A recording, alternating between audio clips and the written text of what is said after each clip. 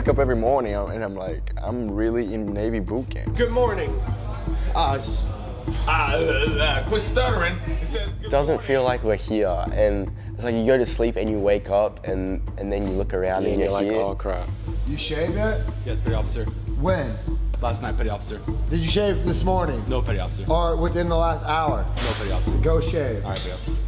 Now we're in our permanent ship. It's a heightened amount of stress because there are so many more pairs of eyes looking at us. Hurry up. It's stressful at the moment. I'm trying to get used to it, I guess. I believe with Division 229, when we first switched from P days where we were coaching most of the time to week 1 where we were holding them accountable, it scared a few of them that they weren't going to be able to meet the standard that we expect them to hold. Everybody on your faces, now! You can't hack into what? You ready to quit? You want to quit? I can get you out of here. 1, 2, 3. All recruits, when you first pick them up from basically civilians and then get them into the week 1 training and you start using intensive training exercises on them, they really struggle. It's mostly a mindset. When someone's in your face yelling at you, they'll have a hard time doing 10, 15 push-ups and they kind of start to quit on themselves before they need to.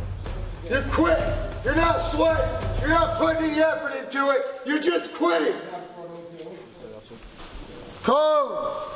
Yes, petty officer. Get over here. What side of the open side of your pillow go to? The open side of the right, petty officer. So why is your pillow backwards? Fix it! It's the same hits every day. You both had that hit yesterday, only one of you fixed it. Why didn't you look at it? I didn't see it, petty officer. Once he makes his rack, look at it for him. It's called teamwork. Figure it out. Petty officer. That's been the most challenging part, is just getting along with everyone and trying to work together and putting all differences aside and understanding that we have one goal to accomplish. So some people have adjusted to that better than others. 5, 6, 7, 8, 9, 10. Up, down, up. 30. Up, down, up. 31. Up, down, up. 32. Up, down, up. 33. So that IT session was to show them after taps they're not allowed to argue with each other and they have to just handle things internally as a division. What number? Then yell it. 12. 12. Do it. Do it. That's not yelling. Yell 12. 12, petty officer. No one feels sorry for you, Coleman. No one. You want to be a part of this? You want to act like them? You're going to pay for it just like they do. But they can't bring every situation to the RDCs, and also they can't argue with each other like they're still in high school. They need to realize that they're grown women and across the hall men, and they need to handle it amongst one another. I don't want to hear one recruit knocking on my door telling me, see me recruit so-and-so did this. Handle it amongst yourselves, like grown women. You understand? When you come to boot camp, it's not just about me as an individual, it's about us as a team. They're not sure who's going to step up and take leadership positions, who's going to help support those leaders. So it's just a forming stage at the very beginning of boot camp where they learn how to come together and work together. 1400, head on spot, same time entry, forward hold on spot. You understand? I'm kind of learning leadership. There's a chain of command in our division. I am a head PO. I clean the bathrooms. I actually enjoy doing it. I actually like to keep it clean. And what I don't enjoy is people not listening to what I tell. So that's when being a team comes into part. Make sure you only hit 8, please. You're in the shower.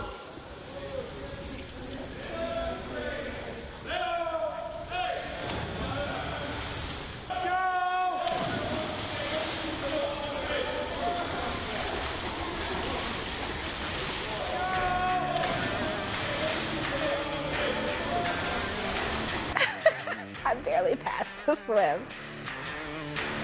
So this is a baseline swim test to just make sure that they have the basic skills required to survive if they were to find themselves in the ocean. So we walk in and I see the platform and I was like, okay, 10 feet is not that bad. And then you get up there and you look down and I'm like, whoa, that's 10 feet. And, oh, he says, okay, step. Then I kind of hesitated and before I knew it, I was over the edge. So once I finally got out of the pool and made my swim, I was like, okay, great. The worst part is over. And then we go to the other side and we have to jump off again. And I was like, man, why didn't they tell us this before we joined? I would have reconsidered that. But I passed. But he did inform me that I need to take swim lessons. It doesn't look as high as it is. And it's not the fact that you're like, I'm afraid of heights, but it's the feeling. Yeah, it's the feeling your stomach gets when you drop. You have to hold on to an inflatable boat, and everybody has to get in it one by one, and the water was really cold. But it was quick, it was fast, and I really enjoyed jumping off the tower. Yeah, that was not fun. I did not enjoy that. Other people said that they loved it. I hope I don't go overboard.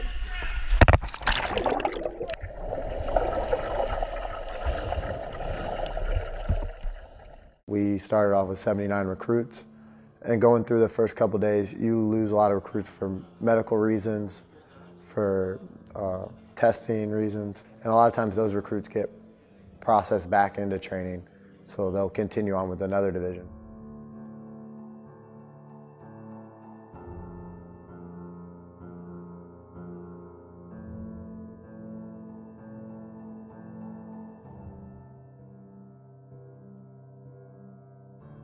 Boot camp's very challenging. We push the recruits to their limit and beyond what they think their limit is, because when they're here at boot camp, if we can push them and make them feel uncomfortable, but they keep succeeding and keep going through the mission, then those are going to be the sailors that are out there in the fleet ready to serve once they do graduate here.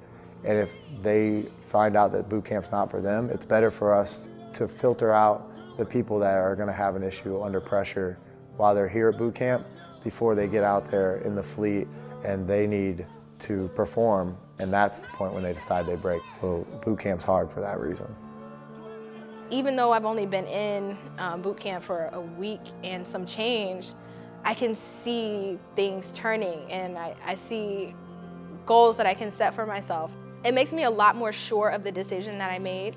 I knew deep down inside I really, really, really wanted to be in the service. So it made me a lot more sure and a lot more confident that this was the best decision that I could have made for myself. Whenever I was back at home, I used to judge myself a lot.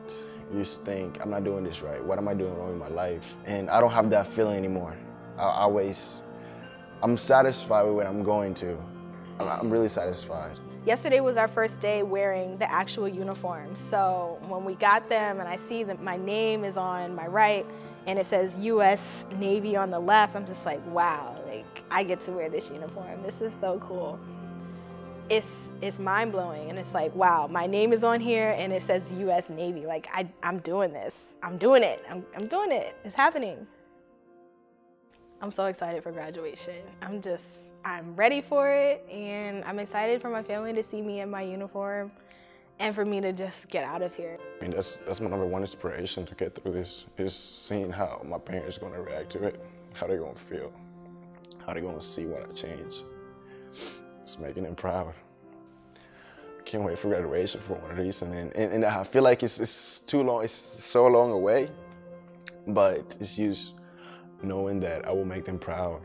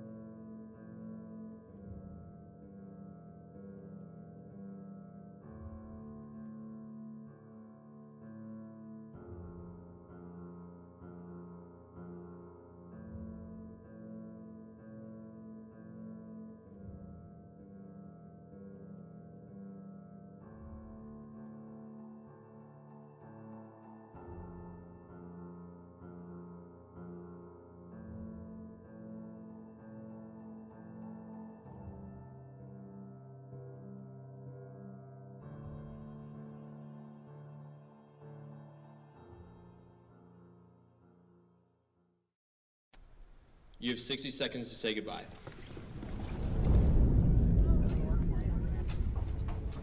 It would be absolutely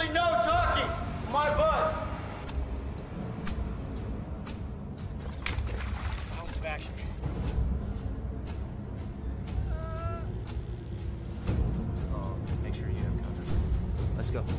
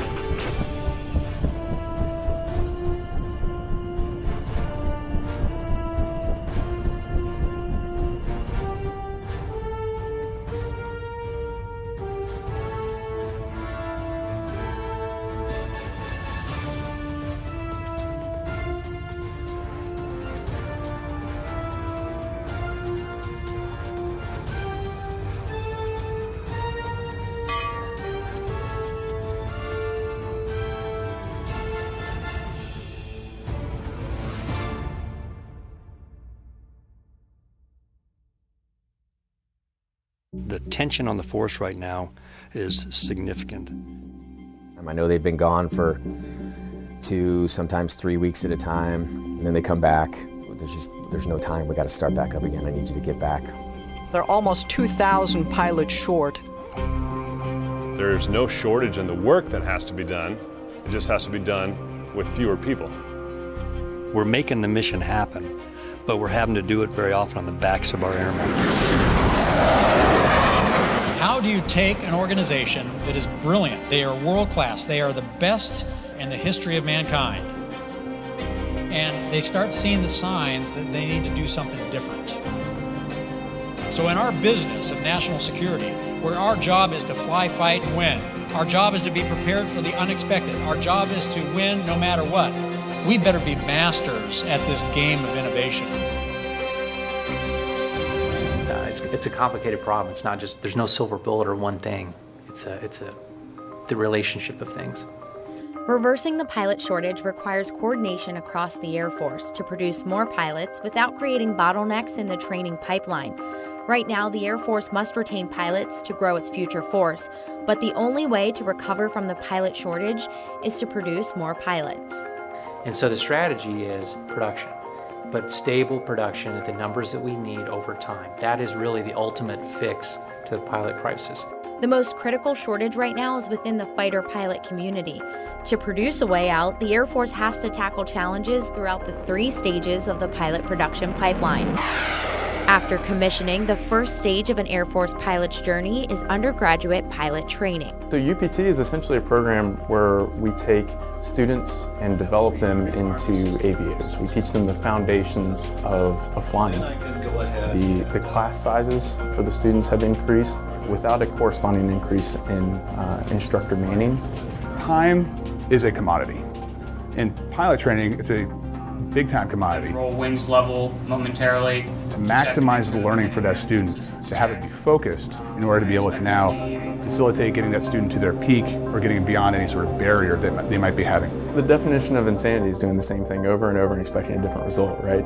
So when it takes us a year to produce an aviator, that timeline has to be shrunk based on our current demands The Air Force is working on game-changing ways to train aviators, which has brought 20 airmen to Austin, Texas for an experimental program called Pilot Training Next. It aims to train skills learned at UPT in half the amount of time, using virtual and augmented reality. So we're not taking UPT and making incremental changes.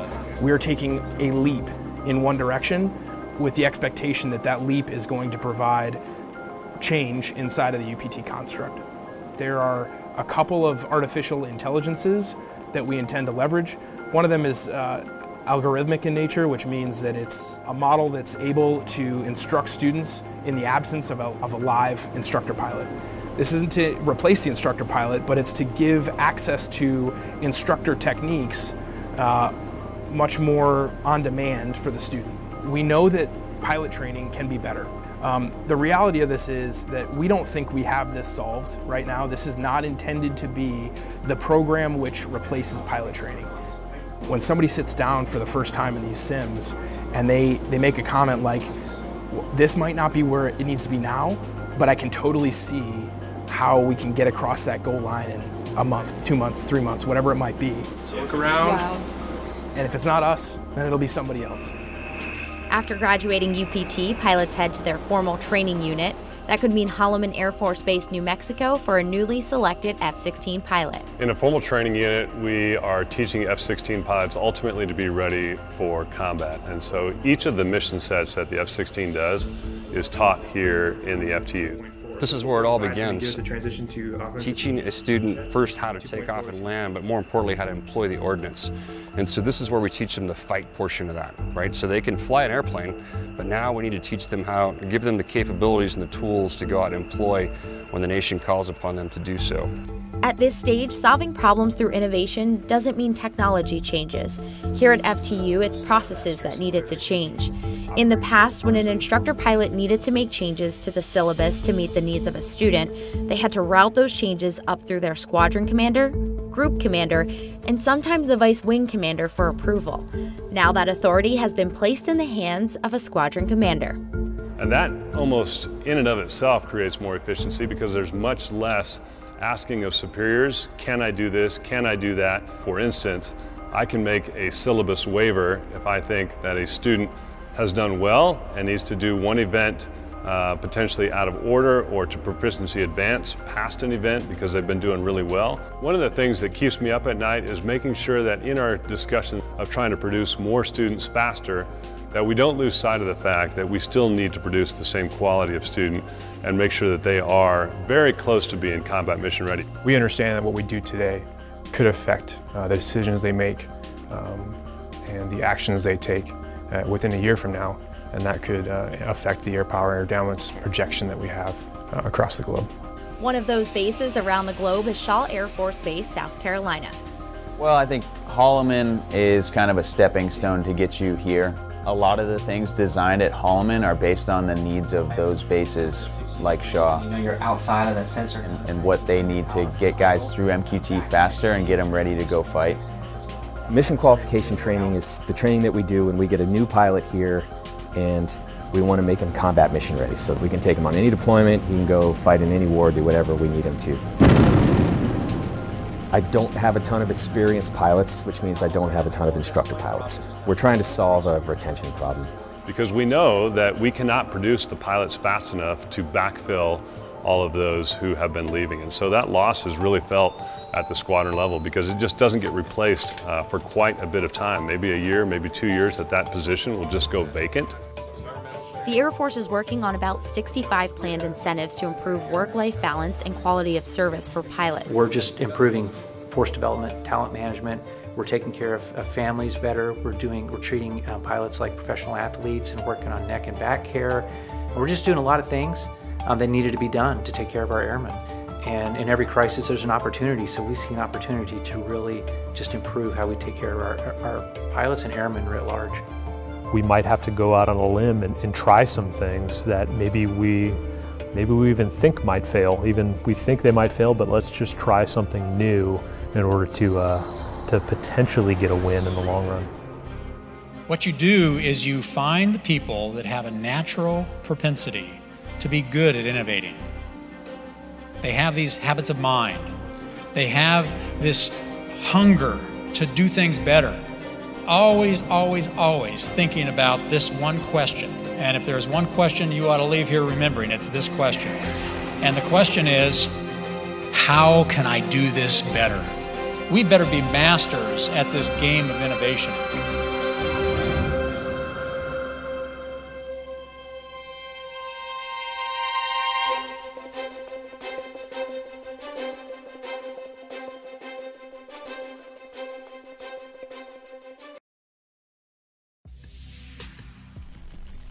I'm Staff Sergeant Patrick Cooper. I'm a platoon sergeant with Bravo Company, Infantry Training Battalion, School of Infantry East. My name is Sergeant Murphy. I'm a fight engineer on a CH-47, and I'm with Bravo Company 382 GSAB. We had 47s that were contacted from the Army. They came up and picked us up in 3 sticks of about 30 apiece. We were extracting out of there to our next notional LZ to do follow-on missions.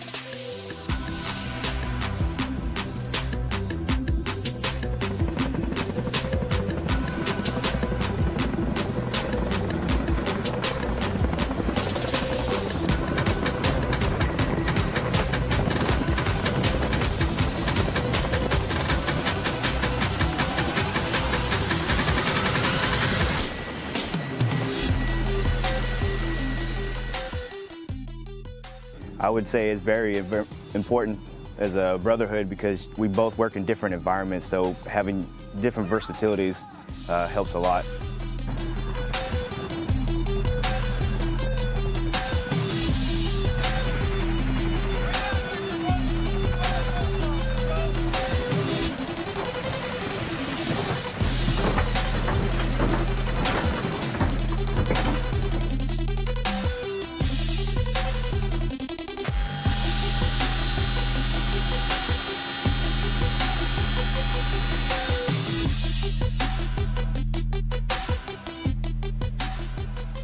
I would say the biggest thing is giving them realistic situations. We're utilizing helicopters as a platform to insert and extract at various points in time. Most of these students are going to be either going on MUs, special purpose MAGTAFs, or they're going to be going on to a UDP where they're going to be doing training in a joint environment most likely, and also they're going to be in HEAL companies, and this is just giving them that first look at what the Marine Corps does and how we work in inter-service.